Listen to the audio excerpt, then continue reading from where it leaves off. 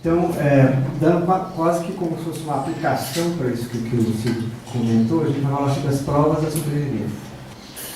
Então, primeiro, eu só queria relembrar um conceito muito simples do que é uma prova, né? Então, três diferentes abordagens aí. A gente pode considerar uma prova como um conjunto de raciocínios que levam ao resultado matemático e lógico, né? Isso seria o que a gente chama de prova matemática. Uma prova que, em geral, não envolve muita discussão. De uma maneira das ciências naturais, é um meio destinado a parte jurídica, né? É um meio destinado a convencer o juiz, seu destinatário, a respeito da verdade de um fato levado a julgamento. Então, de uma maneira geral, científica, é uma evidente resultado que valida ou corrobora o resultado esperado ou previsto por uma teoria. Isso na ciência. Do ponto de vista filosófico, assim, mais amplo, né, a gente pode dizer que uma prova é algo que justifica uma determinada afirmação, de maneira geral. Ela reduz o risco de se acreditar numa determinada afirmação e permite que a gente ganhe uma coisa interessante que chama certeza. A gente não quer apenas ter conhecimento.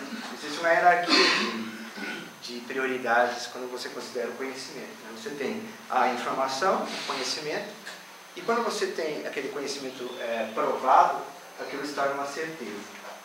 E existem outras definições. As provas das afirmações espíritas, essa transparência aqui é para mostrar assim, a gente deve usar a teoria espírita. A teoria espírita ela funciona como se fosse uma espécie de mapa, né? Ela nos orienta e nos permite descobrir onde está o tesouro, né? Onde que está a verdade, né, a ser conhecida a respeito de uma determinada afirmação. Então, a gente pode dizer que a teoria espírita é esse mapa, e é o melhor mapa que nós temos hoje, né, que nos permite conhecer, se pode perguntar, saber e prever sobre os fenômenos espíritos. Essa frase de Kardec é uma frase bastante conhecida, e a gente podia ler de novo, né? Todo efeito tem uma causa, o poder da causa inteligente está na razão da grandeza do efeito. Essa é uma frase que, para mim, tem uma abrangência muito maior do que a mera aplicação, no caso, dos fenômenos espíritos.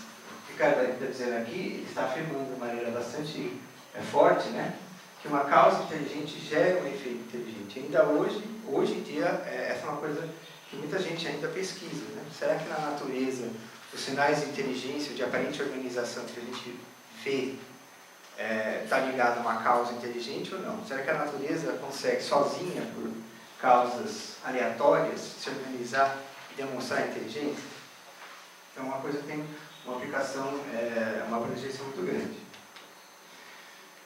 Quando a gente fala de provas sobre a sobrevivência, como a gente viu na apresentação do Silvio, a gente tem que considerar essa questão da diferença de domínio entre as causas materiais e causas inteligentes. Uma coisa que sempre chama atenção em toda a fenomenologia psíquica é que os fenômenos psíquicos, fenômenos mediúnicos, eles sempre se comportaram como processos de comunicação. Desde o início do espiritualismo, né, teve aquele fenômeno dos REPs, aquilo era um fenômeno de comunicação, como se fosse uma espécie de código Morse, na época não existia o código Morse, mas era como se fosse alguma coisa inteligente emitindo informação para ser recebida e decodificada. Então, como o Silvio falou, a gente consegue perceber essa causa subjacente, que nós não temos apreensão direta, por meio das evidências fornecidas por esses que a gente chama de blueprints de identificação, que identificam a causa inteligente. Então, por isso que uma maneira de se aplicar, de fazer com que esse método tenha resultados práticos, é estudar os fenômenos de comunicação. Então, eu vou falar um pouco aqui sobre a questão da comunicação. O que é um processo de comunicação? De uma maneira bem simplista, né, a gente tem que, aqui na esquerda, né, muita gente acha que o processo de comunicação nada mais é que a troca de informação entre um emissor e um receptor. E essa é uma definição muito mecânica do processo. À direita, eu tentei sintetizar uma maneira mais abrangente de entender o processo de comunicação, levando em conta essas evidências do princípio inteligente, né, do espírito. É o processo através do qual dois seres inteligentes atingem um nível diferente de entendimento e compreensão a respeito de si de ideias, conceitos, emoções ou do ambiente que o cerca. Essa definição é muito melhor, né? Embora a definição da esquerda, e acoplada com alguns teoremas de teoria de informação, ela seja suficiente para fazer com que a gente consiga desenvolver equipamentos que me permitem comunicar com outras pessoas, por exemplo, telefone celular. O telefone celular é totalmente baseado em teorias que foram feitas para tratar o fenômeno de comunicação como uma mera transmissão de informação. Isso é bem claro. Não interessa para quem está desenvolvendo um dispositivo de comunicação se do outro lado da linha tem alguém que está chorando ou não, se tem alguém gritando, se alguém simplesmente falando um idioma ou transmitindo uma mensagem qualquer. Então é irrelevante. Só que do lado de cá a gente tem todas essas evidências, esses blueprints que identificam a causa que está inacessível. Então é por isso que a gente tem que considerar essa outra definição aqui. Então, quais são os estados mentais? Isso aqui é uma lista mais abrangente, se fala em sentimento, vontade, inteligência, assim por diante.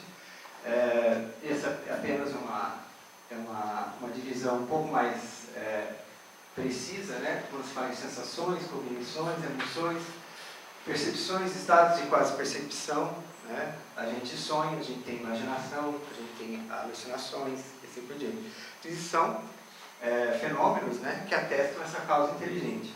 Estados conativos, que são intenções, desejos. Então, todos esses estados aqui, eles estão explícitos ou implícitos no processo de comunicação. Portanto, desenvolver um método para estudar isso, é a gente começar a ver como que a gente pode extrair do conteúdo da mensagem esses estados. Então, isso atesta a existência de uma causa extrafísica que eu não tenho contato direto, mas que eu infiro a partir dessas manifestações que aparecem através da comunicação. Agora eu já entro na questão aqui da psicografia, né? Existe uma parte esse trecho aqui, no livro dos médiuns, que Kardec fala sobre a importância da psicografia. Eu acho que vale a pena a gente ler. Ele diz assim: de todos os meios de comunicação é escrito o mais simples, o mais cômodo e, sobretudo, o mais completo. É para ela que deve entender todos os esforços, pois permite estabelecer com os espíritos relações tão continuadas e tão regulares quanto as que existem entre nós. Devemos a ela ligar-nos tanto mais quanto é tal meio aquele pelo qual os espíritos melhor revelam sua natureza e seu grau de perfeição e inferioridade. Pela facilidade que tem de exprimir-se, dão-nos eles a conhecer seus pensamentos íntimos, pondo-nos assim em condições de julgar, Deus julgar e lhes apreciar o valor. Então, essa passagem, né, corrida assim, desse livro, mostra a importância que Kardec dava ao fenômeno de psicografia. E essa outra passagem, ele estabelece uma divisão, né? Quando a gente considera o ensinamento dos espíritos, a gente pode dizer que toda a teoria espírita, ela foi passada pelas grandes autoridades do mundo espiritual. Mas a gente vê a aplicação dessa teoria através dos expoimentos, relatos do chamado mundo mais comum, né? Então, quando a gente entra em contato com espíritos do nosso mesmo tipo, da nossa mesma, que sentem da mesma forma como a gente sente, e foram pessoas comuns e normais, é que a gente vê a aplicação dessa teoria. Então ele diz assim, aqui mais abaixo: não foram, pois, as sumidades que procuramos, e se nesses exemplos se encontram quaisquer personagens conhecidas, de um estilo se compõe o maior número. Então, o conhecimento espiritual, a gente pode dizer assim, do ponto de vista teórico, ele foi trazido, né? Foi feito, trazido pelas autoridades, e a aplicação se vê através das manifestações dos espíritos comuns. Eu vou falar um pouco aqui então sobre quais são os elementos em gerais que a gente pode ver numa mensagem. Isso é uma coisa mais ou menos conhecida pelos especialistas em linguagem, né? Toda mensagem, principalmente se ela for falada, se ela for transcrita, eu tenho um novo meio, né? Uma diferença de meio aí entre falar, eu estou transmitindo a mensagem aqui, e vocês estão ouvindo. O meio não importa muito, como a gente viu. Mas se a gente considerar uma mensagem escrita, também a mensagem falada, ela tem esses 5 elementos principais. Existe a questão morfológica, no caso da mensagem falada, ela é um elemento fonético, né? A parte fonética. Ele tem o aspecto de sintaxe, diz respeito às estruturas linguísticas, aquela coisa chata que a gente aprende em geral quando tem aula de português, né? Tem o aspecto semântico, que diz respeito ao significado das expressões. Tem um aspecto pragmático, uma coisa que às vezes não aparece muito, a gente não tem um raciocínio muito, mas é uma coisa que a gente usa muito, que é quando a transferência de informação não depende daquilo que está explicitamente escrito ou aparece, né? Eu vou dar um exemplo de pragmático, que eu sempre gosto de dar, quando a pessoa tem um pneu furado e ela chega pro cara do posto e mostra o pneu está furado, né? Então existe um contexto ali, né? E essa frase indica para o frentista do posto que eu quero que o pneu seja trocado. É diferente se eu chegar, por exemplo, uma pessoa qualquer na rua ou, por exemplo, alguém que esteja pedindo carona, né? Alguém está pedindo carona e eu chego para ela e falo, o pneu está furado. Ela vai interpretar o quê? Que eu não quero dar carona para ela, que o pneu está furado. Então tem um contexto aí que é importante, que aparece na comunicação. E o último aspecto é a questão da intenção.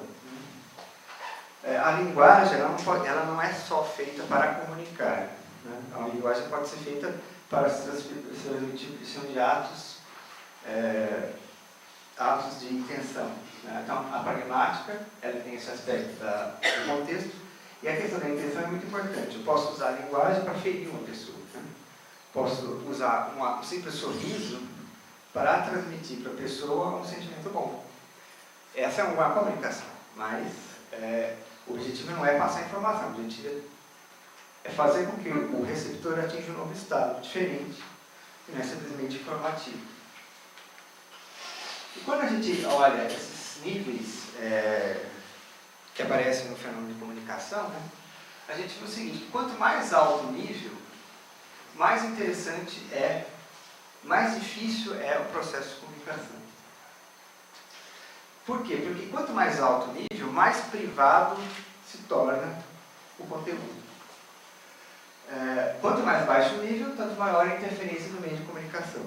Então, por exemplo, qualquer pessoa que saiba português pode ler um texto com sintaxe, com uma certa semântica e na morfologia específica da linguagem portuguesa. Mas se essa carta, essa comunicação que eu fiz foi feita por um parente, talvez apenas o parente tenha a condição de decodificar aquela mensagem. Então, um exemplo que eu gosto de dar,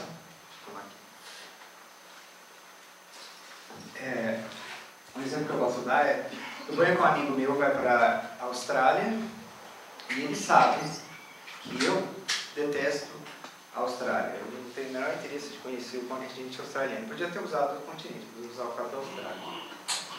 Então ele escreve para mim por e-mail, por exemplo, usando uma carta, qualquer que seja ele, dizendo: olha, na Austrália existem praias maravilhosas, os australianos são pessoas maravilosas, eles gostam de estrangeiros.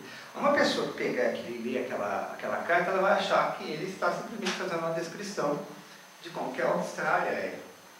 Enquanto, na verdade, ele sabe da minha repulsa, da minha não desejo de conhecer a Austrália e de visitá-la de jeito nenhum. Então, na verdade, ele está, através dessa mensagem, querendo mudar a minha opinião sobre aquele continente. Enquanto que uma outra pessoa, simplesmente analisando a sintaxe, a semântica, a morfologia, ela vai chegar a uma conclusão totalmente diferente. Então, quanto mais superior esses níveis aqui, tanto mais privativo tanto mais privada é a necessidade que eu tenho de entrar em detalhes da comunicação para mim poder inferir corretamente o significado. Então, esse processo de transferência de conteúdo pragmático ele não pode ser explicado de maneira fácil. Por quê? Porque ele depende do contexto. Eu acho que o exemplo mais contundente que a gente tem desse problema eu sempre também gosto de falar disso, são as várias interpretações que existem sobre a Bíblia.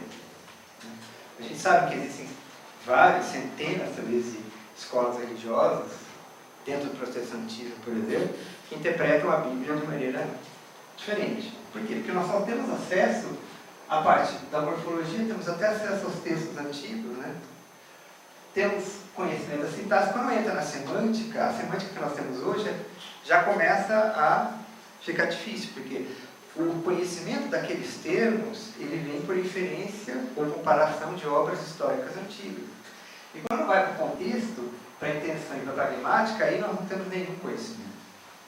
Então o que acontece? Muitos dos textos do Velho Testamento, principalmente, também no Novo Testamento, eles ficam perdidos, né? Então, cada um interpreta do jeito que quer, como se diz, porque a pragmática é a intenção, cada um interpreta do jeito que quer. Esse significado mais específico, né? Mais detalhado, quando a gente considera os textos históricos, como da Bíblia, por exemplo.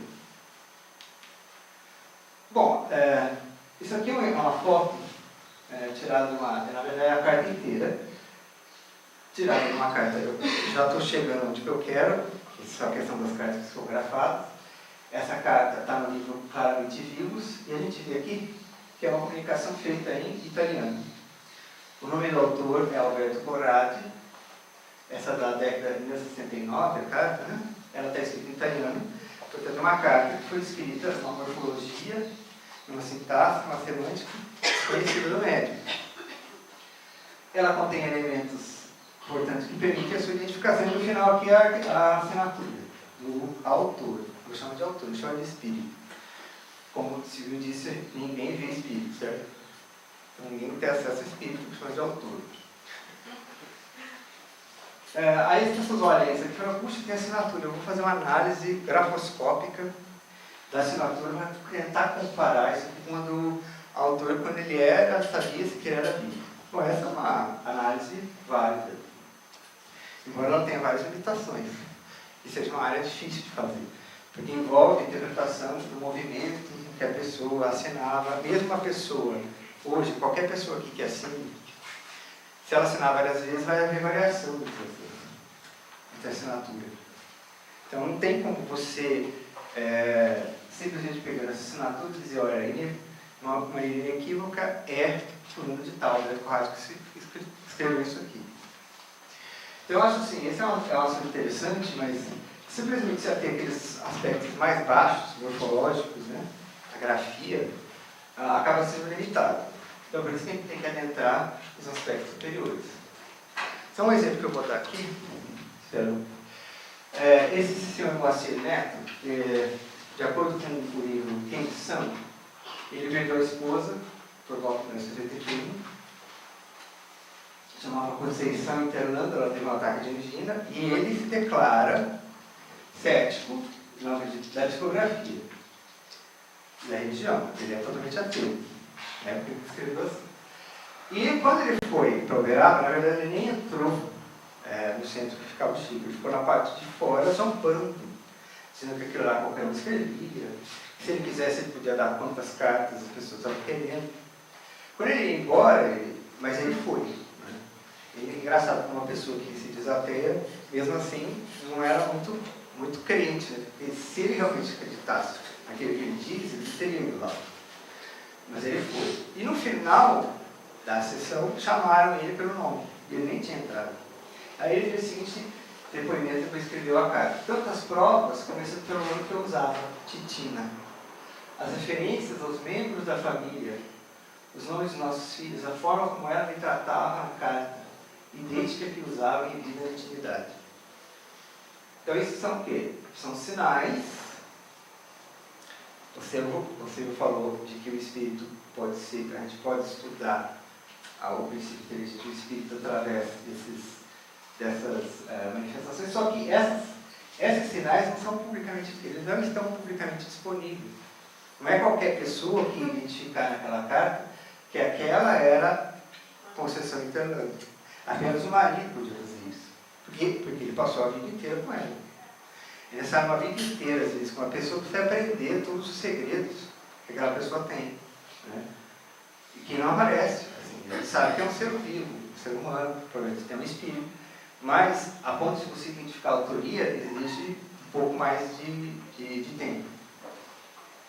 E tem mais exemplos. Aqui, para a gente não perder tempo, eu vou citar o Wagner Augusto de Souza, que é um trecho da mensagem, faz uma citação à vovó GG, que é um apelido de um parente desencarnado. Então, essa é uma outra sinal de identificação que a gente vê nas cartas, que é a referência a parentes desencarnados. Só que o nome deles não é também publicamente disponível, porque não existe nenhum cadastro, né, que traga o apelido da pessoa. Por exemplo, evidências pragmáticas. A nossa Maria Clara desejava receber alguma notícia do nosso trabalho. Algum parente desse Luiz Antônio Biasi, que uma prima dele estava presente, ela queria muito que ele a citasse. Então ele faz a referência explícita lá. Só que isso não é público. Era apenas um desejo de alguém.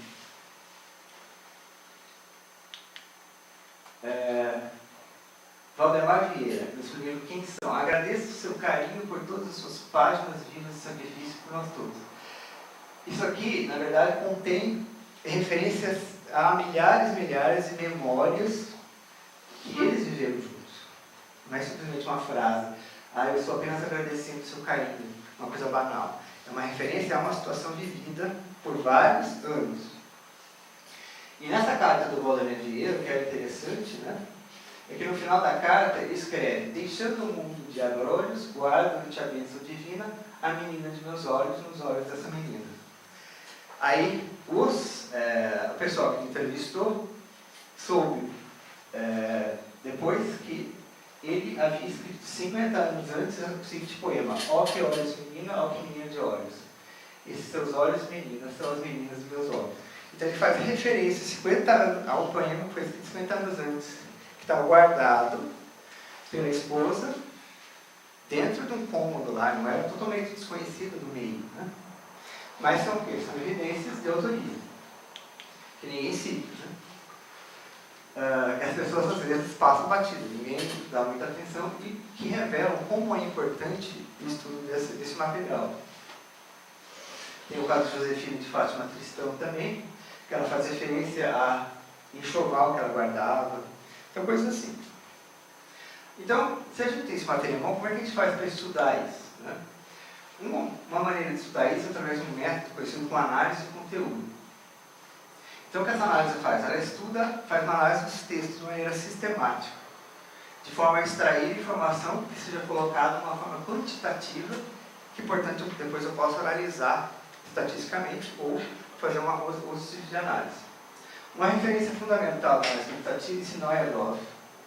É um dos principais autores na atualidade que fazem análise de conteúdo. Você pode fazer análise de conteúdo não só de mensagens escritas, mas de filmes, documentários, material antigo e assim por diante. Então, como é que a gente começa? O problema é o seguinte: as cartas, elas estão espalhadas através de várias referências.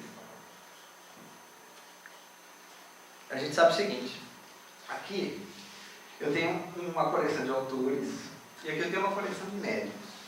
Eu coloquei alguns médiums aqui conhecidos.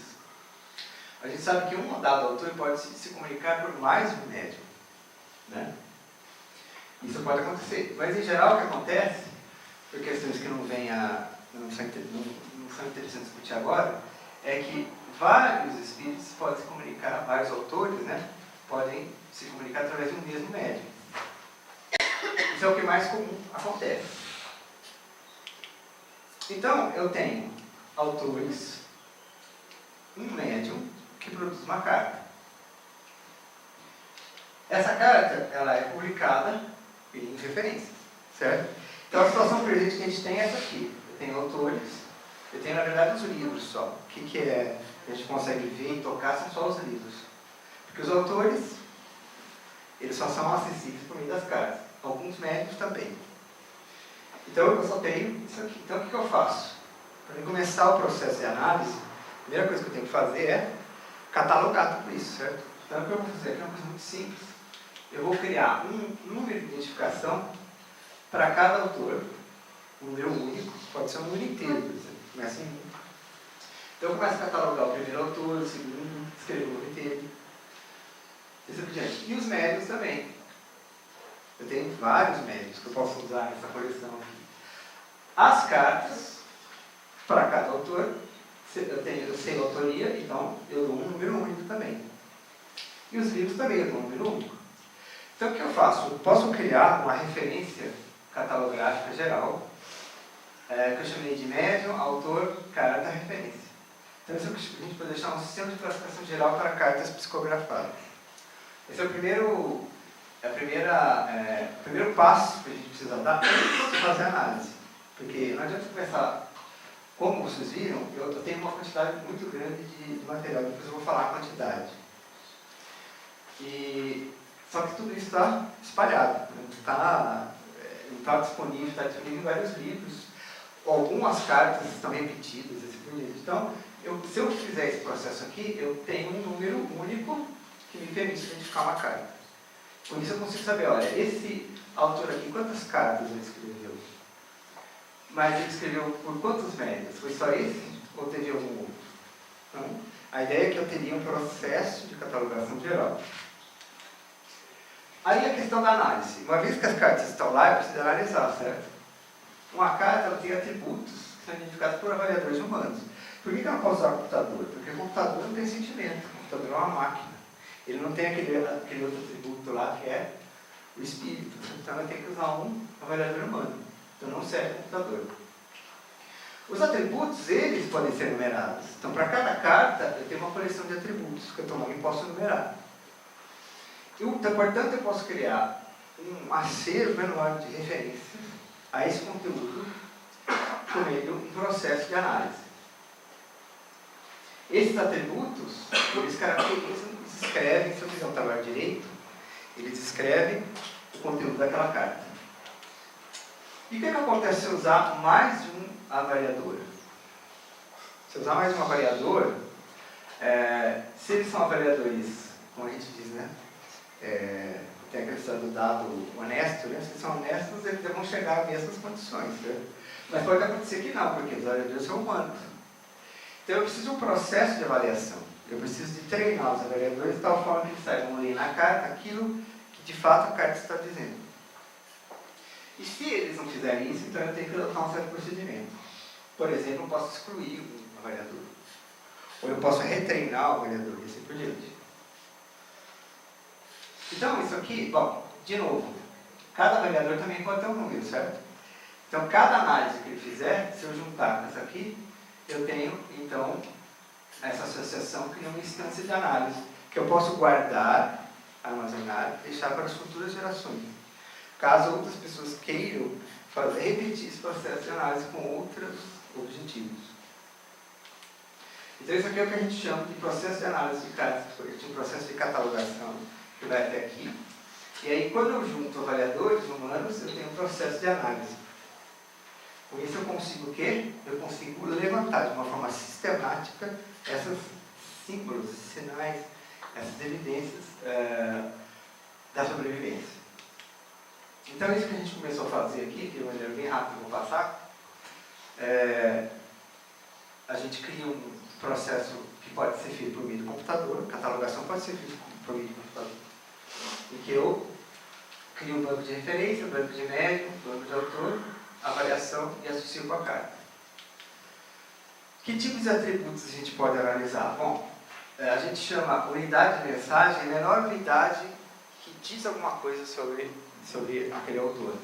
Então eu tenho informações sobre questões de pessoa, citações de nomes tanto de pessoas encarnadas como desencarnadas, grau de parentesco comum, eles citarem o nome e o grau de parentesco, o estado, a situação que aquela pessoa se encontra. Eu tenho referência a datas, eu tenho referência a lugares, eu tenho referência a fatos que só são conhecidos pelos receptores. E eu tenho expressões características. Eu tenho cartas, por exemplo, contém gírias, ortografia típica que só aquela pessoa usava. Porque quando a gente fala em semântica, existe uma semântica que todo mundo usa, todo mundo entende, né? Mas cada família, cada agrupamento humano tem uma sua semântica particular. Eu posso usar uma palavra no meu meio, grupo doméstico, diferente, com um significado diferente do que eu usaria em público. Isso aparece aqui. Deve receber um tratamento especial, porque se aquela semântica, aquele significado não aparece publicamente, e ele precisa de um dicionário, né, quem vai dar o significado é o contexto familiar. Então, tudo isso tem que ser catalogado. Então, a gente fez essa interface aqui. Essa interface foi feita em VBA. VBA é uma linguagem interna que tem dentro do MS, do Microsoft Excel. Todo mundo que usa Excel acha que o Excel sabe fazer conta de mais menos, mas ele tem um recurso bem sofisticado, inclusive recursos estatísticos de análise. Então, a gente começa catalogando aqui os autores, as referências, depois insere a carta, e depois aqui eu vou dar um exemplo de como ele funciona. Isso aqui já é alguns autores catalogados, tem aproximadamente 700 autores já catalogados. Aliás, 450 autores catalogados e cerca de 700 cartas também catalogadas. Quando a gente cataloga uma carta, a gente cataloga a data que ela foi recebida, qual pai, a mãe, qual parente que foi endereçado, assim por diante. Quando eu clico aqui, né, então eu clico no autor, eu já tenho ali quais são as cartas, eu tenho a referência. Por enquanto está tudo na forma de número. É tudo referência numérica, referenciadores, só que cada uma dessas referências tem lá. Então isso aqui na verdade o que é? Isso aqui na verdade é um banco de dados primitivo. Como eu não sou especialista em banco de dados, tive que fazer um. Né? Eu não sei tanto que fazer um. Você inventa um, tudo baseado em arquivos texto, mas que funciona. Né? Por enquanto um banco de dados só eu sei mexer. Né? Mas no futuro... não é difícil mexer. Ele tem alguns bugs nesse programa, mas eu acho que daria para outras pessoas fazerem. É um trabalho que a minha esposa está ajudando, né? Então eu acho que outras pessoas também poderiam trabalhar com isso. E aqui está um exemplo da interface de avaliação. Né? Em análise de conteúdo, isso é uma coisa que eles chamam de codebook. Na verdade, seria o famoso questionário. Né? Quando a pessoa sai para fazer um questionário na rua, pergunta isso, pergunta aquilo. Isso aqui é como se fosse um questionário que o avaliador tem que escrever aqui, ele coloca a unidade da mensagem e vai dizer, essa mensagem aqui, ela é um conteúdo manifesto, ela está escrita ali. Ou é uma coisa que eu estou presumindo, do conteúdo latente. Eu acho que é isso. Será que o médium sabia dessa informação? Não. Né? Na verdade, a maior parte das cartas não diz, né, se o médium sabia ou não, mas a quantidade de informação é tão grande que é óbvio, né, quase que assim, é muito difícil você dizer que o médium sabia por causa das características daquele conteúdo. E depois aqui ele especifica que tipo de informação. Se é uma pessoa, local, expressão, data, situação descrita, ou se é uma anomalia, existem várias. Informações que parecem que são informações estranhas que aparecem na carta e que depois foram confirmadas. Para esse estudo de validade, lembra que eu coloquei vários avaliadores. Né? Então, uma vez que a gente tiver essa avaliação feita por várias pessoas que levantam todo esse conteúdo difícil de você transmitir de uma maneira direta, a gente precisa fazer a validação disso. Isso é feito através de um teste de confiabilidade. Então, existem várias medidas numéricas. Uma vez que tudo isso está tabulado, isso era um conteúdo que estava escrito. Ele passou a ser tabulado.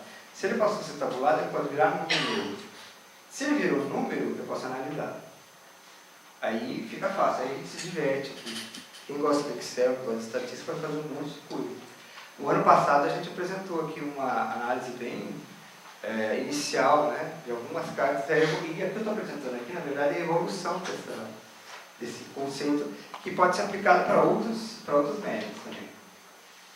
Então, nessa análise, a gente divide conteúdo manifesto, conteúdo latente. A gente roda assim, primeiro a gente codifica, né, faz a classificação, depois o piloto de avaliação, e depois a avaliação propriamente dita. Onde a gente está mais ou menos aqui. Ó.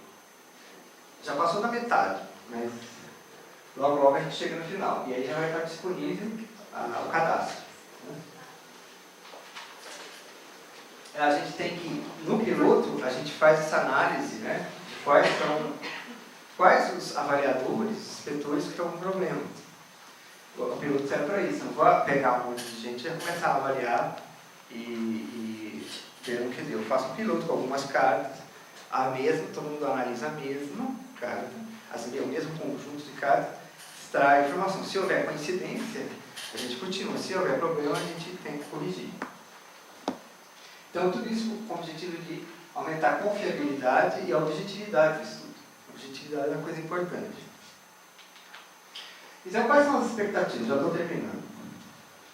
Uma vez que eu catalogue as cartas, os dados permitem relacionar um determinado autor das cartas publicadas com médios, isso tem interesse enorme, imagina.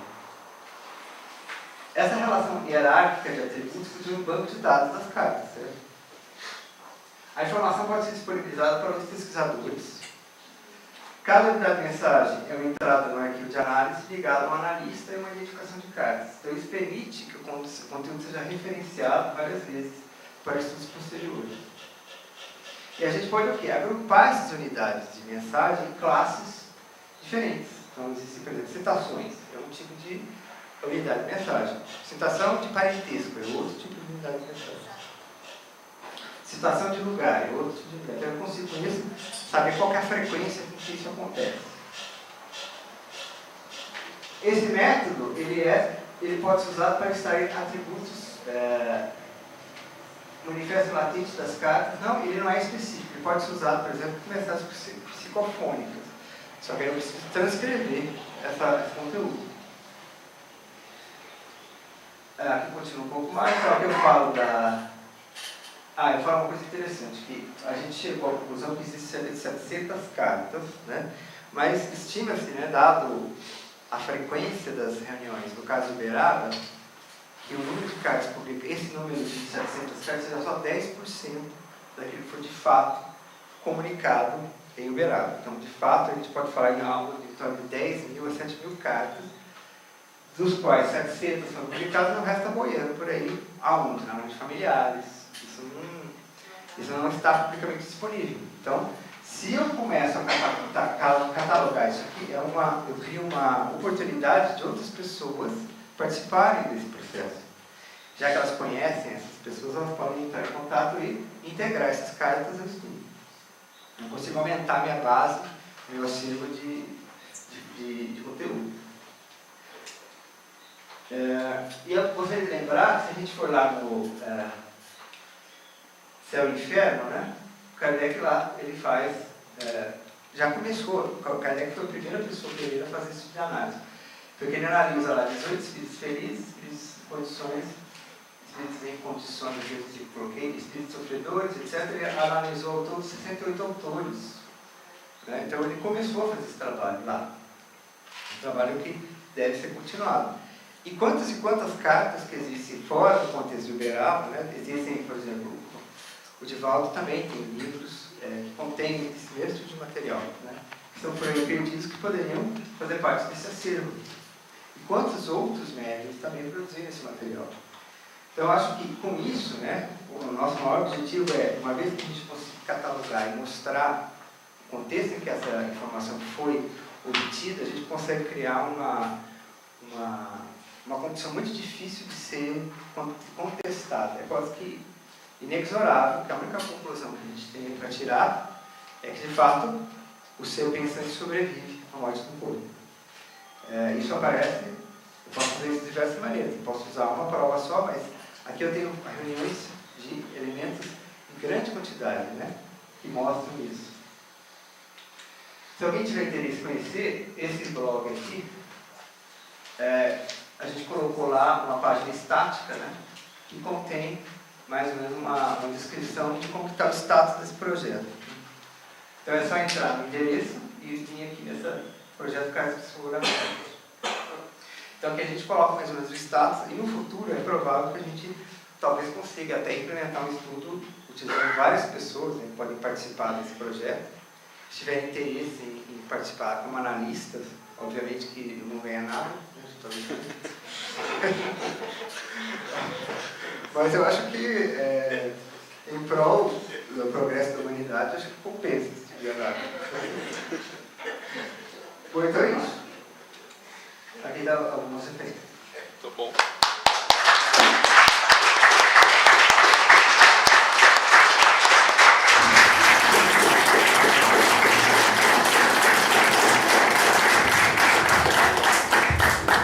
Muito bem, então nós abrimos agora com perguntas. Christian, por favor. Primeiro, parabéns pelo seu trabalho, fantástico. Eu queria saber de você, assim, você já disse que tem um tempo que está desenvolvendo o projeto e tal. Queria saber se você já tem alguma publicação feita a partir dele, ou se você pretende publicar, E queria fazer um pedido, assim, que você fizesse também uma publicação internacional sobre isso. Na verdade, esse assunto, no ano passado, a gente veio aqui na LIP. O primeiro trabalho que eu considero que eu foi aqui na LIP. Então, a LIP foi essa pioneira nessa divulgação. Tanto que está nesse livro, no livro presente foi. Esse daqui tem. Ali está assim, uma análise que a gente fez sobre 120 cartas de documentos. Aí, essa semana, o Leandro Pimenta comunicou que a revista Hit publicou um resumo desse trabalho que eu tinha mandado para a FEB, que a FEB demorou 6 meses para responder, e eles acabaram, eu acabei querendo publicar. Aí, foi o Leandro Pimenta traduzido para o francês e publicado na revista Hit. Mas, como eu disse, a gente não tem onde publicar esse tipo de trabalho. Por quê? Porque é uma área nova. É uma área que começou com Kardec. Kardec, se ele tivesse publicado tudo que ele publicou, tentado publicar do ponto de vista acadêmico, a gente teria espiritismo hoje. Né? Então, o que eu penso? Eu penso que, eu acho que talvez seja muito prematuro, a gente tem o JI, né, que a gente pode publicar muita coisa lá, mas acho que é muito prematuro a gente querer publicar academicamente, do ponto de vista acadêmico, a menos que a gente consiga escrever de uma maneira, encontre alguma revista que aceite esse tipo de trabalho. Mas por que não escrever um livro sobre isso? Pode escrever um livro, né? E isso pode ser traduzido para inglês, por exemplo, e pode ficar para o futuro, sei lá. Desde que o trabalho tenha qualidade também, porque o trabalho não é fácil, ele vai demorar imagina que vai demorar vários anos aí. Mas é uma coisa que eu acho legal de fazer. Porque você lê nas cartas, acaba se envolvendo, né? Você volta no passado e você fica... É muito interessante ler. Tem uma quantidade muito grande de informação que a gente vê que está totalmente desprezado, mas que a gente precisa de resgatar. Então é um trabalho muito legal de fazer, eu acho, pelo menos. Oi? A gente tem esse, eu era do Espírito, né? Tem o Spirit Knowledge, que é um trabalho onde uma parte foi publicada. Teve um trabalho que saiu na revista Paranthropology, que é uma revista inglesa. Eles têm uma proposta que eles chamam de Paranthropologia. Para estudar o que eles chamam de fenômenos paranormais do ponto de vista antropológico. E eles aceitaram. Eu acho que tem algumas instâncias de publicação que seria possível fazer. É óbvio que eu tenho esse interesse de fazer divulgação, mas eu não acho que vai ser acadêmico, assim, acadêmico. Pelo menos não nessa presente encarnação. Sabe?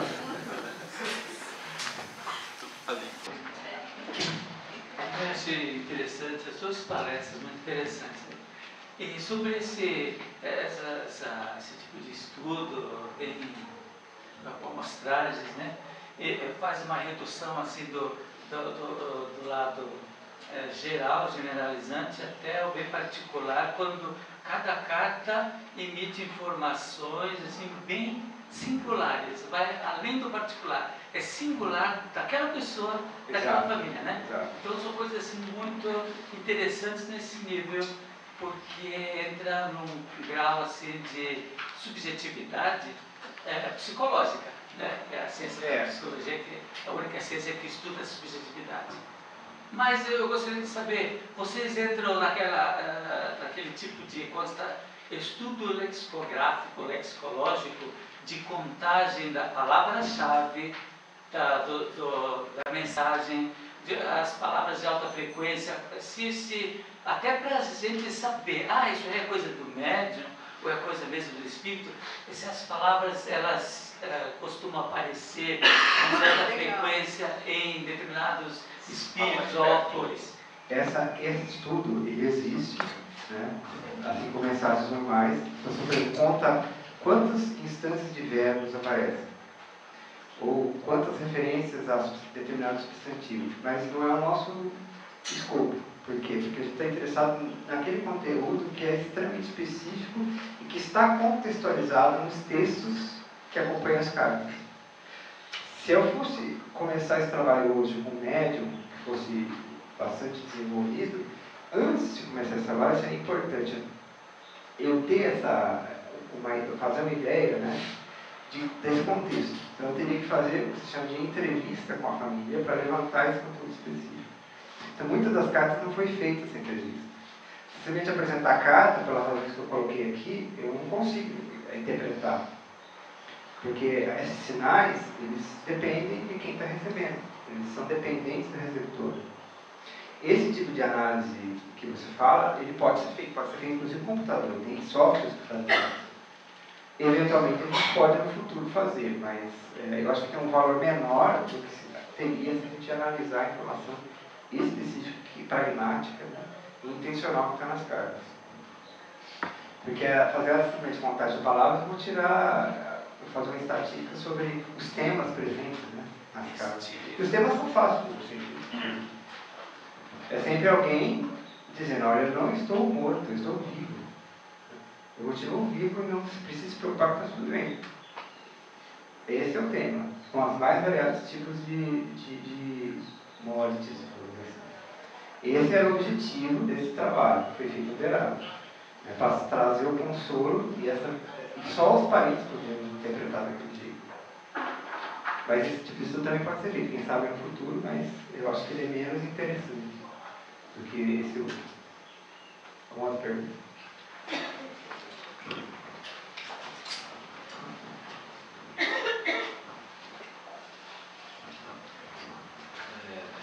É o Hélio, da Rádio Fraternidade.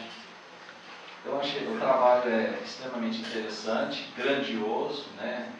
Vai desgastar muito tempo, mas me ficou uma dúvida seguinte: a contribuição científica é grande, qual os objetivos religiosos e filosóficos que estão inseridos dentro desse projeto de pesquisa e construção, visto que o espiritismo, ciência, religião e filosofia, tripé.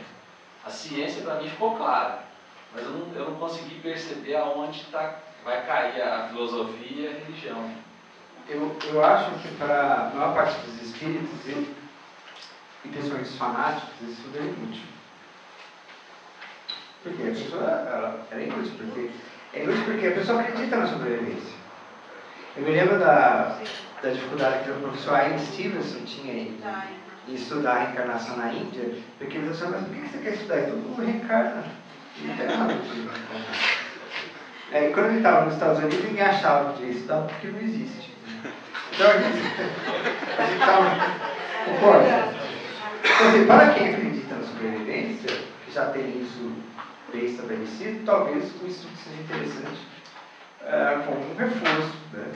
Mas tem alguém, né, um público que está no meio termo, que ele não sabe bem se ele acredita, se ele não olha, eu ouvi falar, e é bastante gente que está nessa situação.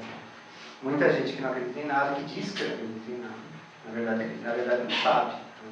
Como aquele caso daquele cético lá, materialista, que ele não acreditava, mas ele foi moderado. Então eu acho que esse estudo, ele serve para esse tipo de público, para esse tipo de pessoa que está nessa dúvida, e quando ele lê, ele fala, nossa, tem tudo isso. Então, e não está explícito, você pega os livros com as cartas, você lê, você consegue entender que tem aquele conteúdo. Mas isso não está, eu acredito que não está colocado de uma maneira mais sistemática, por isso que eu acho que é importante fazer. É importante levantar e talvez publicar todo esse conteúdo, pelo menos se for na forma digital, né, através de um maneira que eu consiga acessar, carta de fulano de tal, tem isso daqui. E aí a gente consegue mostrar o quão grande é a quantidade dessa informação. Então fica muito difícil para simplesmente usando argumentos simplistas, né, céticos, você fala, isso aqui é inventado, é muito difícil. Então eu acho que esse é o maior objetivo do trabalho. Fazendo isso, acho que já vão estar cumprindo com esse objetivo de demonstrar, ou pelo menos mostrar algumas evidências, né, muitas evidências sobre a sobrevivência. É importante. Acho que é mais ou menos isso.